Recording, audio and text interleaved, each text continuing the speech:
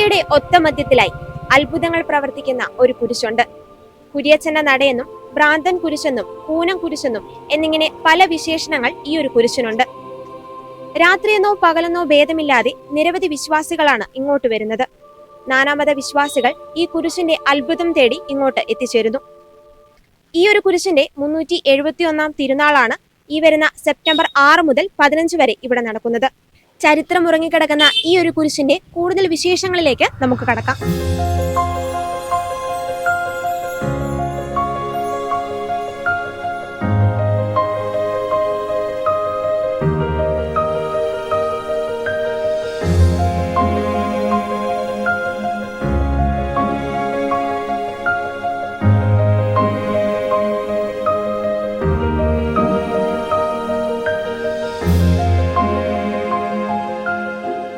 വിശുദ്ധ കുരിശിന്റെ മഹത്വം എത്ര വർണ്ണിച്ചാലും മതിയാവില്ല.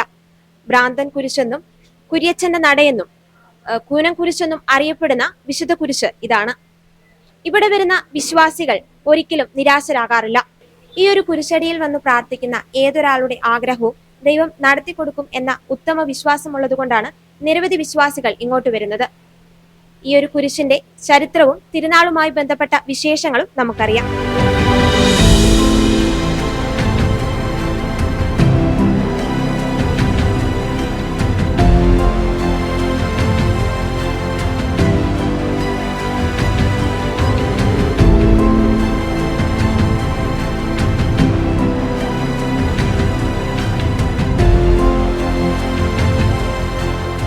ചരിത്രം ഉറങ്ങിക്കിടക്കുന്ന ഈ ഒരു മണ്ണിലേക്ക് സ്ഥിരമായി വരുന്ന ഒരു അമ്മച്ചിയുണ്ട്. അമ്മച്ചി പേരെന്താണ്? മേരി. ഇത് എന്തെങ്കിലും ഒരു അനുഭവം അമ്മച്ചിക്ക് വ്യക്തിപരമായിട്ട് പറയാനുണ്ടോ? ഇപ്പോഴത്തെ അവസ്ഥ ഇപ്പൊ വന്നത് കാൻസറിന്റെ സ്ഥലം വഴി ശരിക്കുന്നില്ല, ഒരു ചെറിയ ഇടവഴിയാണ്. ഇപ്പുറത്തെ വീട്ടുകാരൻ അയാൾക്ക് കടന്നു വന്നു കഴിഞ്ഞപ്പോഴത്തേക്കും ഒരു കാൻസറിന്റെ സ്ഥലം വിൽക്കാൻ പോയി. എൻ്റെ മരുമാനാണ് എൻ്റെ കൂടെ ഉള്ളത്. അപ്പോൾ അയാളെ വിളിച്ചിട്ടാണ് കാര്യങ്ങളൊക്കെ പറയണത്. ഞങ്ങളോടൊന്നും പറയില്ല. അപ്പോൾ ഇങ്ങൊരു മകൻ വന്നിട്ട് ഞങ്ങളോട് വിവരങ്ങൾ പറയും. അപ്പോൾ കടം കൊണ്ട് നിൽക്കാൻ പാടില്ലാതെ ഞങ്ങൾ പൈസ ഇല്ല, ഞാൻ പെര വെച്ചിട്ട് ലോണിൽ നിൽക്കണേണ്, ലോൺ തീർന്നിട്ടുമില്ല. അപ്പോഴാണ് ഈ സ്ഥലത്തിൻ്റെ കാര്യം പറഞ്ഞ് വന്നത്. അപ്പോൾ പൈസ ആദ്യമൊക്കെ പറഞ്ഞില്ല എത്ര രൂപ വേണമെന്നുള്ളത് കാര്യം. മകനെ വിളിച്ചു കഴിഞ്ഞപ്പോൾ ഞങ്ങളുടെ വഴിയുടെ അവസ്ഥ, ഓട്ടോ ഓടിക്കുന്നുണ്ട്, ആ വണ്ടി ഇടാനുള്ള സ്ഥലവുമില്ല ഞങ്ങൾക്ക്. ഒരു ചെറിയ റോട്ടയിലാണ് ഇടണത്. അതിപ്പോൾ റോഡിൽ നിന്ന് എല്ലാ വണ്ടികളും എടുപ്പിക്കണ കാരണം ഞങ്ങളും കുറേ ബുദ്ധിമുട്ട് സഹിച്ച് എപ്പോഴും ഈശോനോട് പറയുന്നേ ഞങ്ങൾ വണ്ടി അവിടെ കൊണ്ടിടും, ഞങ്ങൾക്ക് ഇടവഴിയാണ്, വണ്ടി കയറില്ല. ആ അവസ്ഥയിൽ എങ്ങനെ ഇരിക്കുമ്പോഴാണ് ഇയാൾ പറയണത് കാര്യങ്ങൾ സ്ഥലം ബെന്നാറിന് തരാൻ ഉദ്ദേശിക്കണം. അതുകൊണ്ട് അയാൾക്കുടെ അനുഭവം അയാൾക്കുടെ കടം കൊണ്ട് നിൽക്കാൻ പറ്റാഞ്ഞിട്ട് ബെന്നാറിനെ വിളിക്കണേ. പക്ഷെ ഞങ്ങളാരും വിളിക്കണമില്ല, മരുമോനെയാണ് വിളിക്കണത്. അപ്പോൾ വന്ന് കാര്യം പറയുമ്പോഴാണ് ഞങ്ങൾ ഇത് പറയണതൊക്കെ. പൈസയുടെ കാര്യം അപ്പം ഞങ്ങൾ ചോദിക്കും എന്ത് വിലക്ക് തരും എന്ന് വെച്ചിട്ട് അതൊന്നും പറയണില്ല. അവസാനം പുള്ളിക്കാരനെ വിളിച്ച് പറഞ്ഞ് അവസാനം പൈസ വെച്ചപ്പോൾ ഞങ്ങൾ നെട്ടിപ്പോയി. കാസർഗോഡ് സ്ഥലം 5 ലക്ഷത്തിനാണ്. അത് ഞങ്ങൾക്ക് 1 ലക്ഷത്തിന് താഴെ കടം പിന്നെയും കിടക്കണേണ്. പിന്നെ എന്ത് ചെയ്യും, വണ്ടി ഇടണമല്ല എന്നോർത്ത് കാശ് ഞങ്ങൾ നോക്കിയില്ല. അപ്പോഴത്തേക്കും വീടിൻ്റെത് ഒരു കണക്കിന് സഹായം ചെയ്ത് എൻ്റെ ഭർത്താവിൻ്റെ വീട്ടുകാർ സഹായം ചെയ്ത് അതങ്ങോട്ട് തീർത്ത് ലോണ് 5 ലക്ഷം വേണമല്ല അതെടുത്ത്. അതും പോരല്ല, കാശ് പിന്നെയും വേണം, എല്ലാം ചെയ്യണമെങ്കിൽ തന്നെ സൊസൈറ്റിക്കാണ്. അപ്പോൾ സൊസൈറ്റിക്കാർ വന്ന് നോക്കി ഇടവഴിയാകുമ്പോൾ കാശ് വീടിന് കാണുകയില്ല. പിന്നെ അങ്ങനെ ആ കാശ് മേടിച്ച് കഴിഞ്ഞപ്പോൾ ഇയാൾ ലോൺ എഴുതി കണ്ടു കഴിഞ്ഞപ്പോൾ പൈസ ചോദിക്കാൻ തുടങ്ങി. രജിസ്റ്റർ ആക്കണ ഉപ്പാട് തന്നെ പൈസ ചോദിക്കാൻ തുടങ്ങി. അപ്പോൾ ശല്യം പോലെയാണ്. പിന്നെ ഇരിക്കപ്പുറത്ത് എൻ്റെ മരുമനെ ഇരിക്കപ്പുറത്ത് കൊടുക്കുക, കാശ് വേണം. അങ്ങനെ തന്നെ 1 ലക്ഷം രൂപ കൊടുക്കാമെന്ന് വിചാരിച്ചു. ഒന്നും ചെയ്യാണ്ട് തന്നെ 1 ലക്ഷം കൊടുത്തു. അപ്പം ഞാനും എൻ്റെ മകളും കൂടിയാണ് കൊണ്ടേ കൊടുത്തത്. തെളിവൊന്നുമില്ലല്ലോ, ആരും വിളിച്ചുമില്ല, ഒരു തെളിവുമില്ല. അപ്പം അയാളും നട്ടേട്ടം പറഞ്ഞ നമ്മളെയും പറ്റിക്കുക എന്നുള്ള ഇതിൽ ഞങ്ങൾക്ക് ഭയങ്കര വിഷമം ഉണ്ടായിരുന്നു.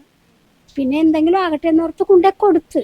ദൈവം ഉണ്ടല്ല, കുരിയച്ചിന് ഞാൻ നേർച്ചയെന്നായിരുന്നു. എൻ്റെ കുരിയച്ച എനിക്ക് ഇതെല്ലാം ചെയ്ത് തന്നെ, എന്നെ പറ്റിക്കാനും ചതിക്കാനും ഒന്നും ഇടവരുത്തല്ലേ എന്നുള്ളത്. 1 ലക്ഷം കൊടുത്തു കഴിഞ്ഞാൽ പിന്നെയും ചോദിക്കാൻ തുടങ്ങി പൈസ. പിന്നെ പൈസ എടുത്തിട്ട് അവിടെ സൊസൈറ്റി തന്നെ എടുത്തില്ല ഇങ്ങോട്ട്. അപ്പോഴത്തേക്കും പിന്നെയും ചോദിച്ചുകൊണ്ടിരിക്കണേണ്. അപ്പോൾ ഞങ്ങളോടല്ല ചോദിക്കണം, മകനോടാ ചോദിക്കണം. അയാൾ തന്നെ എനിക്ക് കടം വീട്ടാനുള്ള ആളും. അപ്പോൾ പറഞ്ഞു "ഇനി തരൂല പൈസ, ഇനി രജിസ്റ്റർ ആക്കാതെ പൈസ തരൂല" എന്ന് പറഞ്ഞു.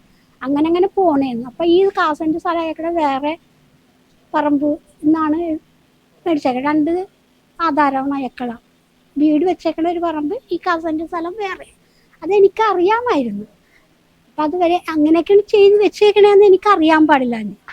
അപ്പോഴത്തേക്കും വന്ന് കാശിൻ്റെ കാര്യം പറഞ്ഞപ്പോൾ പിന്നെ അയാൾ വേണ്ട വഴിയൊക്കെ ചെയ്ത്. എന്ന് വെച്ചാൽ പോക്കുവരവിൻ്റെ ഒന്നും നടത്തിയിട്ടില്ല അയാൾ.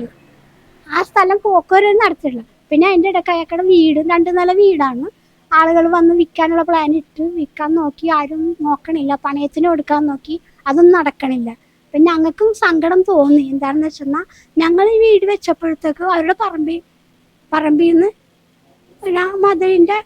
മതിൽ കെട്ടിയേക്കണേ അതിൻ്റെ പുറത്തുകൂടി എടുത്തോളാൻ അയാൾ പറഞ്ഞു.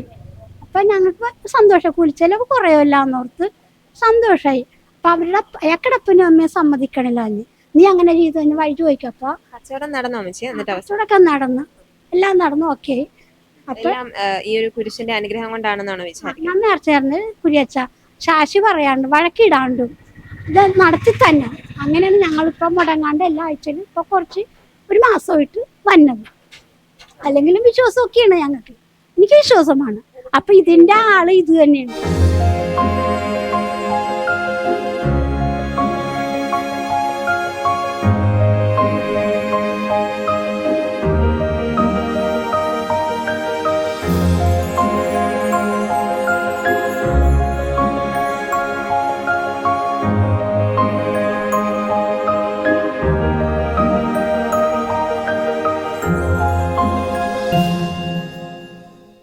മട്ടാഞ്ചേരിയുടെ ഹൃദയഭാഗത്തുള്ള ജീവമാതാ പള്ളിയിലാണ് ഇപ്പോൾ ഗുഡ്നസ് TV എത്തി നിൽക്കുന്നത്. ഈ ഇടവകയിലെ വികാരിയായ മോൺസിഞ്ഞോർ ആന്റണി തച്ചാറ അച്ഛനാണ് ഇപ്പോൾ നമ്മളോടൊപ്പം ഉള്ളത്. പക്ഷേ ഈ പള്ളിയിലെ തിരുനാള് വരികയാണ്. അതോടൊപ്പം വളരെ ചരിത്രപ്രസിദ്ധമായ പല കഥകളും ഈ ഒരു പള്ളിയുടെ പുറകിലുണ്ട്. എന്തൊക്കെയാണ് ഈ ഒരു പള്ളിയുടെ ചരിത്രം? ഏതൊക്കെ ചരിത്രമാണ് ഈ പള്ളിയുടെ പുറകിൽ ഉറങ്ങിക്കിടക്കുന്നത്? ഈ പള്ളിയോട് ഉറങ്ങിക്കിടക്കുന്ന ചരിത്രം എന്ന് പറയുന്നത് നൂറ്റാണ്ടുകൾക്ക് മുമ്പ്, അതായത് ആദ്യത്തെ പള്ളി എന്ന് പറയുന്നത് AD 800-ലാണ്. അത് തോമ പള്ളി എന്നാണ് അറിയപ്പെടുന്നത്. പണ്ട് കാലങ്ങളിൽ ഈ വിശ്വാസികൾ കുടിയേറിപ്പാർക്കുമ്പോൾ അവരെവിടെ ചെല്ലുന്നുവോ അവിടെ കുരിശ് സ്ഥാപിക്കാറുണ്ട്. നമ്മളിപ്പോൾ ഇവിടെ നിൽക്കുന്ന ഈ പിന്നിലുള്ള ഈ കുരിശെന്ന് പറയുന്നത് പഴയ പള്ളികളൊക്കെ നമ്മളിവിടുത്തെ കൊച്ചി രൂപതയിലല്ല മറ്റുള്ള പള്ളിയിൽ വന്നു കഴിഞ്ഞാൽ ഇതുപോലുള്ള ഒരു കുരിശ് എന്ന് പറയുന്നത് ഓരോ ഇടവകയുടെയും ഒരു ഇടവക തുടങ്ങുന്നതിന് മുമ്പ് ഒരു കുരിശ് സ്ഥാപിക്കാറുണ്ട്. ആ കുരിശിൽ വഴി അവരെന്നും വന്ന് പ്രാർത്ഥിക്കുകയും അങ്ങനെ ജനങ്ങളുടെ എണ്ണം കൂടിക്കഴിഞ്ഞപ്പോഴാണ് ഒരു ഇടവകയായിട്ട് മാറുന്നത്. ഇപ്പോൾ മട്ടാഞ്ചേരിയെ സംബന്ധിച്ചിടത്തോളം ഈ 800-ലെ നമ്മൾ ഒരു ബിസിനസ്മാൻ, ഒരു മാത്തൻ എന്ന് പറഞ്ഞ ഒരു ബിസിനസ്മാൻ കൊടുങ്ങല്ലൂരിൽ നിന്ന് അവരുടെ കച്ചവട സ്ഥലമായ അവിടെ കൊടുങ്ങല്ലൂരിൽ നിന്ന് മട്ടാഞ്ചേരിയിലേക്ക് വരാനുള്ള കാര്യം അക്കാലത്തുണ്ടായ വെള്ളപ്പൊക്കം നിമിത്തം അവിടുത്തെ തുറമുഖത്തിൻ്റെ ആഴം കുറഞ്ഞപ്പോൾ പിന്നെ ഒരു സ്ഥലമുള്ളത് ഈ വൈപ്പിൻ കരയിലുള്ള തുറമുഖമായിരുന്നു, ഇതിന് വടക്കുവശത്തുള്ളത്. അങ്ങനെയാണ് ഈ കച്ചവടക്കാർ, സ്പൈസസിൻ്റെ കച്ചവടക്കാർ മുഴുവനും ഈ കൊച്ചിയുടെ ഈ മട്ടാഞ്ചേരിയുടെ കിഴക്ക് ഭാഗത്തായിട്ടുള്ള സ്ഥലങ്ങൾ മുഴുവൻ ഈ കാണുന്ന കെട്ടിടങ്ങളൊക്കെ അതിൻ്റെ ഗോഡൗണൊക്കെ എന്ന് പറയുന്നത് അത്രയും പഴക്കമുള്ളതാണ്. അവിടെ കച്ചവട സ്ഥലമാണ്. ഈ കൊച്ചിയുടെ പടിഞ്ഞാറ് വശം എന്ന് പറയുന്ന ഫോർട്ട് കൊച്ചി എന്ന് പറയുന്ന റെസിഡൻസ് ഏരിയയും കിഴക്ക് വശം എന്ന് പറയുന്ന ബിസിനസ് ഏരിയയാണ്. അപ്പോൾ അദ്ദേഹം ഈ മാത്തൻ ഇവിടെ കൊടുങ്ങല്ലൂരിൽ നിന്ന് കൊച്ചിയിലേക്ക് ബിസിനസ്സിനായിട്ട് വന്നപ്പോൾ അദ്ദേഹം അവിടെ സ്ഥാപിച്ചിരുന്ന കുരിശ് ഇങ്ങോട്ട് കൊണ്ടുവന്നു. ആ കുരിശാണ് മട്ടാഞ്ചേരിയിലെ കുരിശെന്ന് പറയുന്നത്, അതായത് കൂനം കുരിശ് എന്ന് പറയുന്നത്. ഇതിൻ്റെ ചരിത്രം കുറച്ചുകൂടി പ്രശസ്തി ആർജിച്ചതിൻ്റെ ഒരു കാരണം എന്ന് പറയുന്നത് 1550-ലാണ് ഈ കൂനം കുരിശ് കപ്പേള സ്ഥാപിതമായത്. കാരണം 800-ലെ ഇവിടെ കുരിശ് സ്ഥാപിച്ച് തുടങ്ങി പ്രാർത്ഥിക്കാൻ അങ്ങനെ തുടങ്ങിയ ഒരു കപ്പേള വരുന്നത് ഈ 1550-ലാണ്. 103 വർഷങ്ങൾ കഴിഞ്ഞപ്പോൾ 1653-ലാണ് ഈ കൂനംകുരിശ് സത്യം എന്നുള്ള ആ ചരിത്ര സംഭവം ഈ കുരിശിൻ്റെ നടയിൽ നടന്നത് കാര്യം. അതിന് പല കാരണങ്ങളുണ്ട്. കാരണം എന്ന് വെച്ചാൽ അന്ന് ഇവിടെ ഉണ്ടായിരുന്നവരൊക്കെ അറിയപ്പെടുന്നത് മാർത്തോമ ക്രിസ്ത്യാനികൾ എന്നൊക്കെയാണ് പറയുക. അത് ഏത് വിഭാഗത്തിൽപ്പെട്ടാലും വേറെ ഒന്നുമില്ല, അങ്ങനെ അറിയപ്പെടുന്നുള്ളു. പക്ഷെ അവർക്ക് ഒരു മെത്രാനില്ലായിരുന്നു. കാരണം പോർട്ടുഗീസ് രാജാവിന് പോപ്പ് കൊടുത്ത ഒരു അധികാരം പൗരസ്ത്യ നാടുകളിൽ വചനം പ്രഘോഷിക്കുവാനായിട്ടുള്ള സുവിശേഷം പ്രസംഗിക്കാനുള്ള അധികാരം കൊടുത്തത് പോർച്ചുഗലിലെ രാജാവിനാണ്. അപ്പോൾ ഏതെല്ലാം രാജ്യങ്ങൾ പുതിയതായിട്ട് കണ്ടുപിടിക്കുന്നുവോ അവിടെയൊക്കെ സുവിശേഷം പ്രഘോഷിക്കാനുള്ള അധികാരം അവർക്ക് കൊടുത്തിരുന്നു. വിശുദ്ധ ഫ്രാൻസിസ് സേവ്യറും 16-ാം നൂറ്റാണ്ടിൽ ഇവിടെ വന്നപ്പോഴും അദ്ദേഹം ആ അധികാരത്തോടെ ഒരു ലെറ്ററായിട്ടാണ് ഇവിടെ വന്നതെന്ന് പറയപ്പെടുന്നുണ്ട്. അപ്പോൾ അങ്ങനെ അവരുടെ കീഴിൽ നിൽക്കുമ്പോഴാണ് ഇവിടെ ഉള്ള ഒരു ആർച്ച് ഡീക്കൻ എന്ന് പറഞ്ഞാൽ ഒരു മെത്രാനേക്കാളും കൂടുതൽ അധികാരമുള്ള ഒരു വ്യക്തിയാണ്. അപ്പോൾ ഇവിടെ മെത്രാൻ ഇല്ല, അവർക്ക് ഉള്ളതെല്ലാം ലത്തീൻകാരുടെ എന്ന് പറയുന്ന പോർട്ടുഗീസുകാർ കൊണ്ടുവന്നിട്ടുള്ള മെത്രാന്മാർ. അപ്പോൾ ഈ ആർച്ച് ഡീക്കനാണ് ഈ ഭരണം മുഴുവനും നടത്തിയിരുന്നത്. അപ്പോൾ അവരെ സംബന്ധിച്ചിടത്തോളം അവർക്കൊരു മെത്രാനെ ആവശ്യമുണ്ട്. അങ്ങനെ ഇവരെ ഒരു കലിതായ സഭയിൽ എന്നൊരു മെത്രാനെ, അഹത്തൽ എന്ന് പറയുന്ന മെത്രാനെ ഇവിടെ കൊണ്ടുവരാനായിട്ട് അവർ പ്രയത്നിച്ചു വളരെയധികം. അങ്ങനെ അദ്ദേഹത്തെ ഇങ്ങോട്ട് കൊണ്ടുവരുമ്പോൾ സമയത്ത് കൊച്ചിയിൽ, അത് 1652-ലാണ് പോർട്ടുഗീസുകാരെ കപ്പലിന് ഇവിടെ കൊണ്ടുവരുമ്പോൾ ഇവിടെ അങ്കമാലിയിൽ നിന്നൊക്കെ ഒരു 25,000-30,000 പേരെ അദ്ദേഹത്തെ സ്വീകരിക്കുവാൻ ഇവിടെ നിന്നിരുന്നു. പക്ഷെ അന്ന് ഞാൻ അറിയുന്നതും ചരിത്രത്തിലെന്ന് പറയുമ്പോൾ ഈ ആർച്ച് ഡീക്കൻ നുണ പറഞ്ഞിട്ട് പോപ്പിൻ്റെ അനുവാദത്തോടു കൂടിയാണ് ഇതൊക്കെ ചെയ്യണം എന്ന് പറഞ്ഞുകൊണ്ടുള്ള ലെറ്ററൊക്കെ പ്രചരിച്ചിരുന്നു. അന്നത്തെ ഉള്ളവർക്ക് എന്ത് സത്യം എന്താണെന്ന് അറിയില്ല. അപ്പോൾ അങ്ങനെയുള്ള സാഹചര്യത്തിൽ ഇവർക്ക് ഒരു മെത്രാനെ കിട്ടിയാൽ ഇവിടെയുള്ള അച്ഛന്മാർ മെത്രാനാക്കുമ്പോൾ സിറിയൻസിനൊക്കെ എല്ലാം ഒരു ഇവിടെ കിട്ടും. പക്ഷെ കിട്ടാതിരുന്നത് കൊണ്ടാണ് കലിതായ സഭയിൽ ഒരു മെത്രാനെ കൊണ്ടുവന്നതും ഇവിടെ വന്നപ്പോൾ പോർട്ടുഗീസുകാർ അംഗീകരിച്ചില്ല. അദ്ദേഹത്തെ ഗോവയിലേക്ക് ഇവിടെ അടുപ്പിക്കാതെ കൊണ്ടുപോയി. അങ്ങനെ ഇവർക്ക് ആ അരിശം കയറിയിട്ട് കൂനംകുരിശിൻ്റെ അടുത്ത് വന്നിട്ട് അവർ സത്യം ചെയ്തതാണ് 1653 പ്രസിദ്ധീകരിച്ചിട്ടുള്ള ആ കൂനംകുരിശ് സത്യം എന്ന് പറയുക. അത് സത്യം എന്ന് പറയുന്നത് ഞങ്ങൾ പോപ്പിനെ, കാരണം പോപ്പിൻ്റെ നേതൃത്വത്തിലാണല്ലോ ഇവിടെ ചുമ്മാരല്ല പോർട്ടുഗീസുകാർ വരിക. അതുകൊണ്ട് അക്കാലങ്ങളിൽ ഈശോസഭ അംഗങ്ങളായിരുന്നു ഇവിടെ ഇവിടുത്തെ മെത്രാന്മാരെയൊക്കെ ഭരിച്ചിരുന്നതും അവരാണ്. അവരുടെ സ്വാധീനം ഉണ്ടായിരുന്നു. അക്കാരണത്താൽ ഇവിടെ വന്നപ്പോൾ അവരെ അനുസരിക്കില്ല, ഈശോസഭ അംഗങ്ങളെ അംഗീകരിക്കില്ല, അതുപോലെ മാർപ്പാപ്പയെ അയച്ചു വിടുന്നവരെ അംഗീകരിക്കുന്നില്ല എന്നുള്ളൊരു പ്രശ്നം ഉണ്ടായിരുന്നു അക്കാലത്ത്. അങ്ങനെയാണ് ഇവിടെയുള്ള കുറച്ച് അച്ഛന്മാരെ ആലങ്ങാട് പള്ളിയിൽ ചെന്നിട്ട് കുറച്ച് അച്ഛന്മാരെ എല്ലാം കൈവച്ചുകൊണ്ട് ഈ ഒരാളെ മെത്രാനായിട്ട് വാഴിച്ച്. വേറെ വഴിയില്ലല്ലോ, അത് ശരിക്കുള്ള നിയമപരമായിട്ടുള്ളതല്ല. അങ്ങനെയാണ് ഇവിടെ ഈ വിഭജനം ഉണ്ടാകുന്നത്. അതിനോടൊപ്പം തന്നെയാണ് ഈ കൂനംകുരിശ് സത്യത്തോടു കൂടിയാണ് നമ്മുടെ കേരളത്തിലൊക്കെ ഇവരുണ്ടല്ലോ യാക്കോബേറ്റുകൾ വരാൻ തുടങ്ങിയത് ഈ 17-ാം നൂറ്റാണ്ടിലാണ്. കാരണം 17-ാം നൂറ്റാണ്ടെന്ന് പറയുമ്പോൾ കൊച്ചിയെ സംബന്ധിച്ചിടത്തോളം വളരെയധികം ഡച്ചുകാരുടെ സ്വാധീനം ഒരു കലിതായ സഭയായിട്ട് അംഗീകരിച്ചു പോയത്. അവരുടെ സ്വാധീനം ഉള്ളത് കൊണ്ട് ആണ് അവരുടെ സഹായത്തോടു കൂടെ ഇവിടെ വളരാനും അതിനോടൊപ്പം തന്നെ കൂനംകുരിശ് സത്യത്തോടു കൂടി ഇങ്ങനെ വിഭജനമുണ്ടായി. നമുക്കറിയാം മെത്രാൻ കക്ഷി പാവക്കക്ഷി എന്നൊക്കെ പിന്നീട് വരുന്നത്, അല്ലെങ്കിൽ തുതിയൂർ സഭ വരുന്നത്, വട്ടിപ്പണം എന്നൊക്കെ പറഞ്ഞ പ്രശ്നങ്ങളൊക്കെ ഉണ്ടാകുന്നത് അതിനോടനുബന്ധിച്ചുള്ള കാര്യങ്ങളാണ്. ഇപ്പോൾ ചിലർ പറയുന്നു ഈ കൂനംകുരിശ് സത്യത്തോടു കൂടിയാണ് ഇവിടെ വിഭജനം ഉണ്ടായത്. അതിനൊരു പ്രത്യേക കാരണം ഇതാണ്. കാരണം ഇത്രയേ ഉള്ളൂ.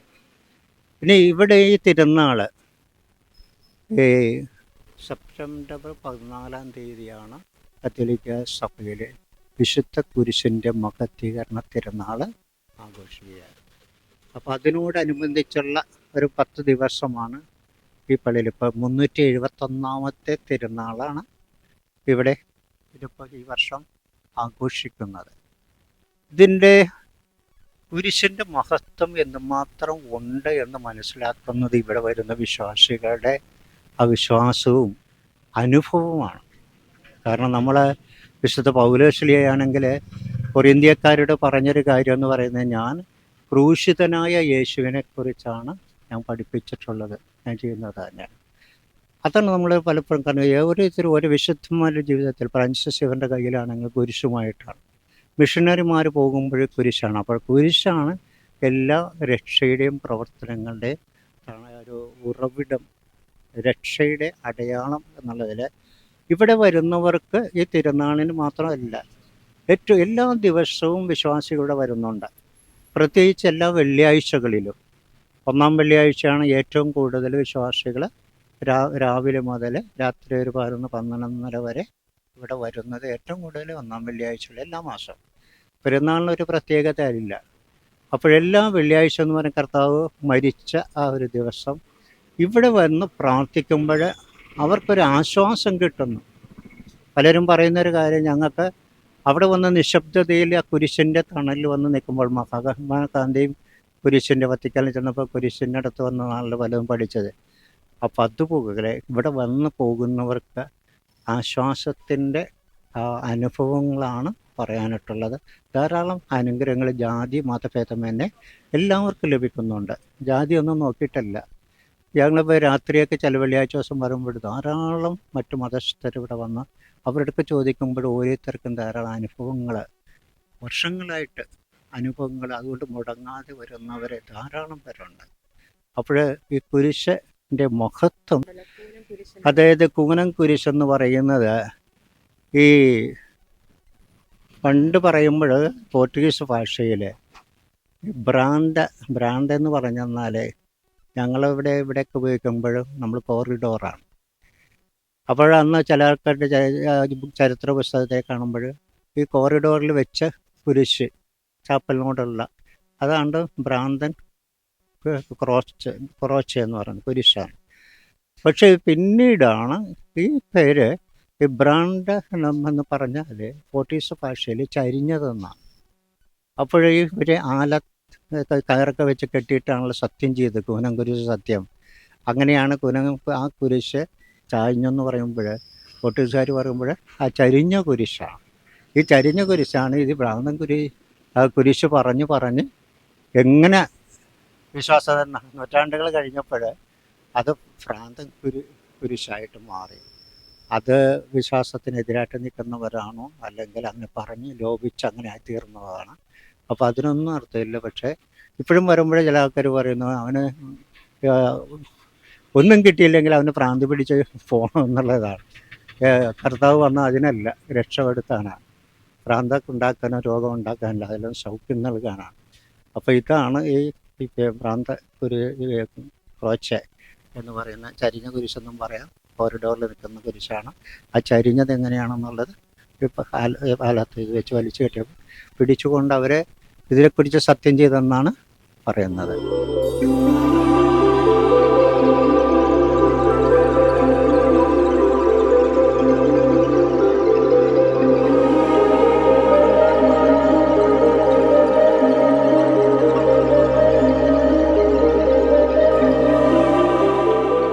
മട്ടാഞ്ചേരി പള്ളിയിലെ കൊച്ചച്ഛൻ ഷാർവിൻ സേവ്യർ അച്ഛനാണ് ഇപ്പം നമ്മളോടൊപ്പം ഉള്ളത്. അച്ഛൻ തിരുനാളൊക്കെ വരികയാണ്, അതിനോടനുബന്ധിച്ചുള്ള ഒരുക്കങ്ങൾ നടക്കുകയാണ്. ഇത് ഏതൊക്കെ ദിവസങ്ങളിലാണ് ഈ തിരുനാൾ?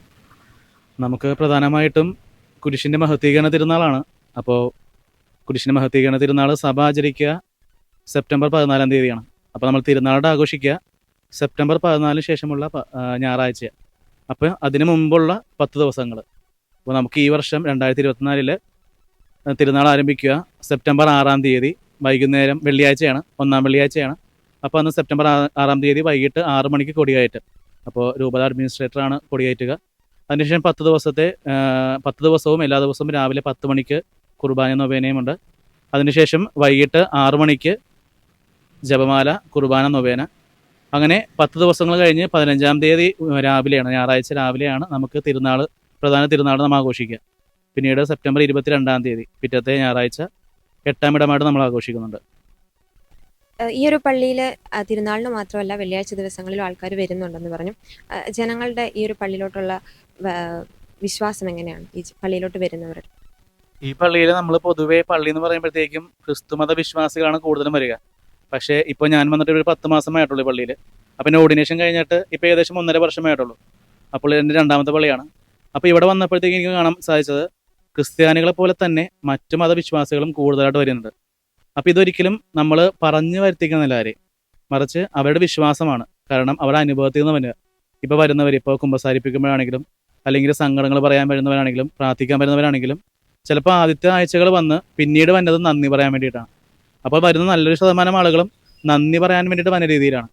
കാരണം അതുകൊണ്ട് തന്നെ ഇപ്പോൾ പല സങ്കടങ്ങൾ നമുക്ക് ഇപ്പോൾ ഞാനൊരു പുതിയ അച്ഛന എന്ന രീതിയിൽ വരുമ്പോഴത്തേക്കും എനിക്ക് വ്യക്തിപരമായിട്ട് ആത്മീയമായിട്ടാണെങ്കിലും മറ്റു കാര്യങ്ങളാണെങ്കിലും ഒത്തിരി അനുഭവം ലഭിച്ചിട്ടുണ്ട്.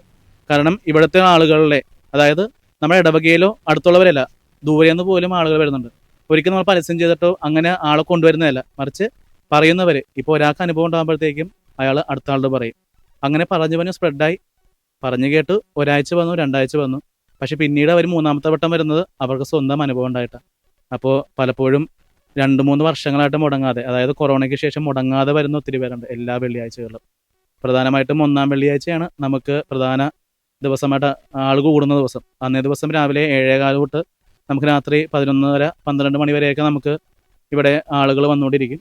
അപ്പോൾ നമുക്ക് പ്രധാനമായും 4 കുർബാനയുണ്ട്, നൊവേന, അതുപോലെ തന്നെ പരിശുദ്ധ കുർബാന ആരാധന. അങ്ങനെ ഒട്ടനവധി അനുഭവങ്ങൾ വിശ്വാസികൾ പരസ്പരം പങ്കുവെച്ചുകൊണ്ട് ശേഖരിക്കുന്നുണ്ട്. അതേപോലെ തന്നെ വിശുദ്ധ കുരിശ് എന്ന് പറയുമ്പോഴത്തേക്കും ക്രിസ്തുവിൻ്റെ സഹനത്തിൻ്റെ കുരിശാണ്. അപ്പോൾ പലരും വന്ന് ഈ സഹനം ഇവിടെ പറഞ്ഞ്, സഹനം മാറാനല്ല, മറിച്ച് ആ സഹനം സഹിക്കാനുള്ള കൃപ ലഭിക്കണമെന്നാണ് കൂടുതൽ ആളുകളും പ്രാർത്ഥിക്കുക. അങ്ങനെ വരുമ്പോഴത്തേക്കും സഹനം മാറിയില്ലെങ്കിലും അവർക്കത് കൂടുതൽ നന്നായിട്ട് സ്വീകരിക്കാൻ വേണ്ടിയിട്ട്, കർത്താവിൻ്റെ ഒരു സഹനത്തിൻ്റെ ഭാഗമായിട്ട് ഞാൻ മാറിയല്ലോ എന്ന് മനസ്സിലാക്കാൻ വേണ്ടിയുള്ള ഒരു സാഹചര്യം ഇവിടെ ഒരുക്കുന്നുണ്ടെന്നാണ് എനിക്ക് മനസ്സിലാകുന്നത്. കാരണം ഈ ഒരു എൻ്റെ ഇവിടുത്തെ ഒരു അനുഭവത്തിൽ എനിക്ക് അങ്ങനെയാണ് കിട്ടിയിരിക്കുക. നിരവധി വിശ്വാസികൾ വരുന്നുണ്ട്. അപ്പോൾ ഏതെങ്കിലും ഒരു അനുഭവം, സാക്ഷ്യമോ അച്ഛന് അനുഭവമായിട്ടുണ്ടോ, അല്ലെങ്കിൽ ആരെങ്കിലും പറഞ്ഞു കേട്ടിട്ടുണ്ടോ? അപ്പോൾ അനുഭവം എന്ന് പറയുമ്പോഴത്തേക്കും ഇപ്പോൾ ഇവിടെ ഓരോ വെള്ളിയാഴ്ചയും നമുക്ക് ഒത്തിരി അനുഭവങ്ങൾ വരാറുണ്ട്. അപ്പോൾ കൃതജ്ഞതാക്കത്ത് തന്നെ ഒരു ഒട്ടനവധി, അപ്പോൾ അതിൽ നിന്നും 7-8 മാത്രം നമ്മൾ എടുത്ത് വായിക്കാറുള്ളൂ കൃതജ്ഞതാക്കത്തുകൾ. ഇപ്പോൾ എൻ്റെ വ്യക്തിപര അനുഭവം എന്ന് പറയുമ്പോഴത്തേക്കും ഞാൻ വന്ന സമയത്ത് ഒരു കുറച്ച് ദൂരെയാണ് സ്ഥലം, ഞാൻ മറന്നുപോയി. അപ്പോൾ അവിടെ നിന്ന് വന്ന് ഒരുപാട് പ്രശ്നങ്ങളായിട്ട് വന്ന ഒരു വ്യക്തിയാണ്. അതായത് മകൻ വളരെ മദ്യത്തിനും അല്ലെങ്കിൽ മറ്റേ കൂട്ടുകെട്ടുകൾക്കൊക്കെ ആയിട്ട് വളരെ, അതായത് അപ്പനും അമ്മയും ഉള്ള വീട്ടിൽ ഈ മകൻ അമ്മയായിട്ട് സംസാരിക്കില്ല. അതായത് അവൻ തമാശക്ക് അമ്മയ്ക്ക് നേരെ കഴുത്തിൽ കത്തിവെച്ച് ഞാൻ കൊന്നുകളയുമെന്ന രീതിയിൽ സംസാരിച്ചു. പിന്നീട് അമ്മയും അവനും സംസാരിക്കില്ല, അപ്പൻ ഒറ്റപ്പെട്ടു. അങ്ങനെ വളരെ പ്രശ്നമായിട്ടാണ് അവൻ തമാശക്കാ ചെയ്തത്. അപ്പോൾ അമ്മ സംസാരിക്കാതായപ്പോൾ അവനും കുറച്ച് മെൻ്റലി പ്രശ്നമായി. കാരണം എനിക്ക് വീട്ടിൽ എൻ്റെ ആവശ്യമില്ല. അങ്ങനെ വന്ന് അപ്പോൾ അപ്പനാണ് ഇവിടെ വരാൻ തുടങ്ങിയത്. അപ്പോൾ അപ്പച്ചൻ വന്നിട്ട് എൻ്റെ അടുത്ത് കുറേ പറഞ്ഞു, അച്ഛാ ഇങ്ങനെയാണ് കാര്യം.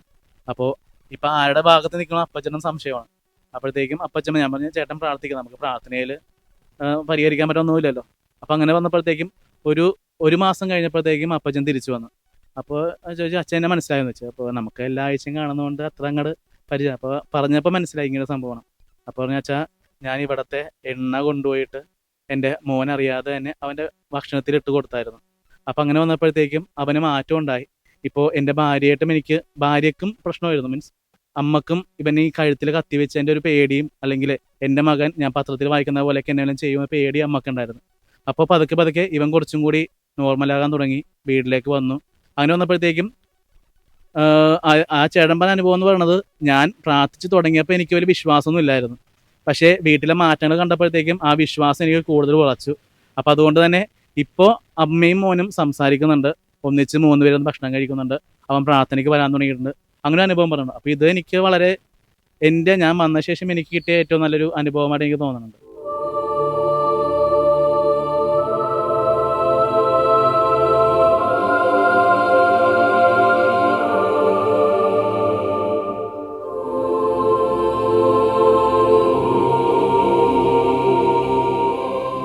ചേട്ടൻ ഇവിടെ സ്ഥിരമായിട്ട് വരുന്ന ഒരാളാണോ? ഞാൻ എല്ലാ ദിവസവും വരും. ഈ ഒരു ഇടവകയിലാണോ, ഈ ഒരു കൂനംകുരിശ് പള്ളിയുടെ ഇടവക അംഗമാണോ? അല്ല, ഞാൻ വേറൊരു ഇടവക അംഗമാണ്, ഇമാനുവൽ ചർച്ച് ഇടവക അംഗമാണ്. നിരവധി അത്ഭുതങ്ങൾ പ്രവർത്തിക്കുന്ന ഒരു പള്ളി, ഒരു കുരിശടിയാണ് ഇവിടെ. നിരവധി വിശ്വാസികൾ വരുന്നുണ്ട്. എന്തെങ്കിലും വ്യക്തിപരമായ അനുഭവം ഈ ഒരു കുരിശുമായിട്ട് ബന്ധപ്പെടുത്തി പറയാൻ പറ്റുമോ?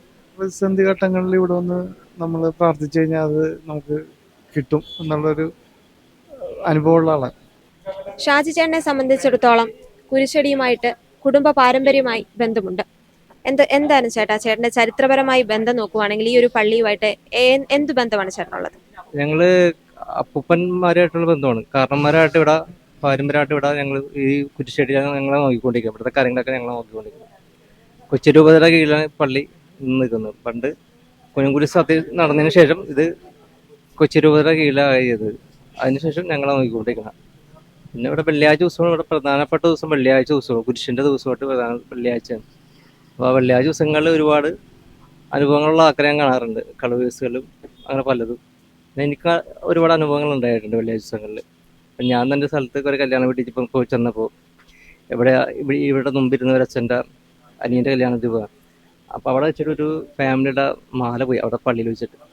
അപ്പോൾ അവിടെ ഞാൻ നോക്കിയപ്പോൾ ആ ഫാമിലി കണ്ണീരോടെ പറഞ്ഞു, കുരിശ എൻ്റെ മാല പോയി എത്രയും പെട്ടെന്ന് കിട്ടണമെന്ന് കരഞ്ഞുകൊണ്ടിരിക്കുകയാണ്. അപ്പം ഞാനത് കേട്ടിട്ട് ഇങ്ങനെ പോന്ന് കല്യാണ വീടിൻ്റെ ഹോളിൽ ചെന്നപ്പോൾ എൻ്റെ കണ്ണിൽ ആ മാല കിടക്കുന്നുണ്ട്. അപ്പോൾ ഞാൻ ആ പള്ളിയിൽ അവരെ വിളിച്ച് വന്നിട്ട് നിങ്ങളുടെ മാല ഇന്ന സ്ഥലത്ത് കിടക്കുന്നുണ്ട്, പാന്ന് വിളിച്ച് ആ മാല കൊടുത്ത്. ഞാൻ അത് കഴിഞ്ഞ് കല്യാണം കഴിഞ്ഞ് ഇവിടെ വൈകുന്നേരം വന്നപ്പോൾ അവർ ഇവിടെ തിരിയെത്തിക്കാൻ വേണ്ടി വന്നിട്ട് അങ്ങനെ അനുഭവം എനിക്കുണ്ടായിട്ടുണ്ട്. അങ്ങനെ ഒരുപാട് അനുഭവങ്ങൾ ഇവിടെ വന്ന് തിരിയെത്തിച്ച് പോയി. പിറ്റേ ആഴ്ച അവർ സന്തോഷത്തോടെ ഒന്ന് കാണാൻ കണ്ണീരോടെ ഒന്ന് പോകും. പിറ്റേ ആഴ്ച അവർ സന്തോഷത്തോടെ വന്ന് പോകാറുണ്ട്. അങ്ങനെ ഒരുപാട് വെള്ളിയാഴ്ച ഒരുപാട് ആൾക്കാരെ കാണാറുണ്ട് സ്ഥിരമായിട്ട്. വിശുദ്ധ കുരിശിന്റെ 371 തിരുനാൾ മഹോത്സവം ഇവിടെ നടക്കാൻ പോവുകയാണ്. ഈ ഒരു ഇടവകയുടെ കൺവീനർ ആയിട്ടുള്ള ജോസഫ് പ്രവീൺ ചേട്ടൻ ഇപ്പൊ നമ്മളോടൊപ്പമുണ്ട്. ചേട്ടൻ, എന്തൊക്കെ ഒരുക്കങ്ങളാണ് ഇതിന്റെ ഭാഗമായിട്ട് ഈ ഒരു കുരിശടിയിൽ നടക്കുന്നത്? നമുക്ക് ഇവിടെ എല്ലാ വെള്ളിയാഴ്ചകളിലും നാനാജാതി മതസ്ഥര് വളരെ അനേകം ആളുകൾ വന്നു പോകുന്നൊരു ദേവാലയമാണിത്. നമ്മുടെ മട്ടാഞ്ചേരി ജീവമാതാ പള്ളിയുടെ കീഴിലുള്ള ഒരു സബ്സ്റ്റേഷൻ കൂടിയാണിത്. അവിടെ ഒന്നാം വെള്ളിയാഴ്ചയാണ് ഏറ്റവും കൂടുതൽ ആളുകൾ വന്നു പോകുന്നത്. കൂടാതെ മറ്റുള്ള വെള്ളിയാഴ്ചകളിലും അനേകം വിശ്വാസികൾ നാനാജാതി മതസ്ഥർ എല്ലാവരും ഒരുപാട് രാത്രി വരെ ഇവിടെ വന്നു പോയിരിക്കുന്ന ഒരു പള്ളിയാണിത്. അപ്പോൾ ഈ വർഷം 2024 നമ്മൾ ആഘോഷിക്കുന്ന വിശുദ്ധ കുരിശിൻ്റെ മഹത്വീകരണ തിരുനാൾ 371 മഹത്വീകരണ തിരുനാൾ ആഘോഷിക്കുകയാണത്. സെപ്റ്റംബർ 6 ആരംഭിച്ച് സെപ്റ്റംബർ 15 ഞായറാഴ്ച സമാപിക്കുന്നു. അപ്പം അതിനോടനുബന്ധിച്ചാണ് നമ്മൾ ഇന്നിവിടെ ആയിരിക്കുന്നത്. അപ്പം ഏവരെയും ഈ ഒരു തിരുനാളിലേക്ക് സ്വാഗതം ചെയ്തു കൊള്ളുകയാണ്. അപ്പം നമ്മൾ അനേകം വിശ്വാസികളിവിടെ വന്നു പോകുന്നുണ്ട്. എല്ലാ മതസ്ഥരും അവർക്ക് കുരിശിനോട് വളരെ വിശ്വാസമാണ്. കുരിശിനോട് ഉള്ള സത്യം എല്ലാവർക്കും എപ്പോഴും ഉണ്ട്. അതുകൊണ്ട് ഒരുപാട് വിശ്വാസികൾ വന്നു പോകുന്നുണ്ട് എല്ലാ ദിവസങ്ങളിലും, വെള്ളിയാഴ്ച കൂടാതെ ഒന്നാം വെള്ളിയാഴ്ചകളിലും മറ്റ് സാധാരണ വെള്ളിയാഴ്ചകളിലൊക്കെ വന്നു പോകുന്നു. അതിൻ്റെ ഭാഗമായിട്ടാണ് ഈ 371 മഹത്വീകരണ തിരുനാൾ, കുരിശിൻ്റെ മഹത്വീകരണ തിരുനാൾ നമ്മളിവിടെ സെപ്റ്റംബർ 6 മുതൽ 15 വരെ ആഘോഷിക്കുന്നത്. ഈ ഒരു തിരുനാളിന്റെ ഭാഗമായിട്ട് ഈ കുരിശടിയിലാണെങ്കിൽ എന്തൊക്കെ ഒരുക്കങ്ങളാണ് നടത്തിയത്? നമ്മളിപ്പോൾ കുരിശിനോടുള്ള എല്ലാ കാര്യങ്ങളും ഇവിടെ നടന്നുകൊണ്ടിരിക്കുകയാണ്. പള്ളി പെയിൻറ്റിങ്, മറ്റ് കാര്യങ്ങൾ, ഡെക്കറേഷൻസ്, അലങ്കാരങ്ങൾ, മറ്റ് നോട്ടീസ് വിതരണം, അങ്ങനെ പോലെ എല്ലാ അറിയിപ്പുകളും നമ്മൾ വിട്ട് കഴിഞ്ഞു. മറ്റുള്ള പള്ളികളിലേക്കുള്ള അറിയിപ്പുകൾ നോട്ടീസ് മുഖാന്തരം അവിടെ എത്തിച്ചു കഴിഞ്ഞു. അപ്പോൾ അതിനോടനുബന്ധിച്ച് എല്ലാ കാര്യങ്ങളും ഇവിടെ ഭംഗിയായിട്ട് നടന്നുകൊണ്ടിരിക്കുകയാണ് ഈ തിരുനാളിനോട് മുന്നോടിയായിട്ട്.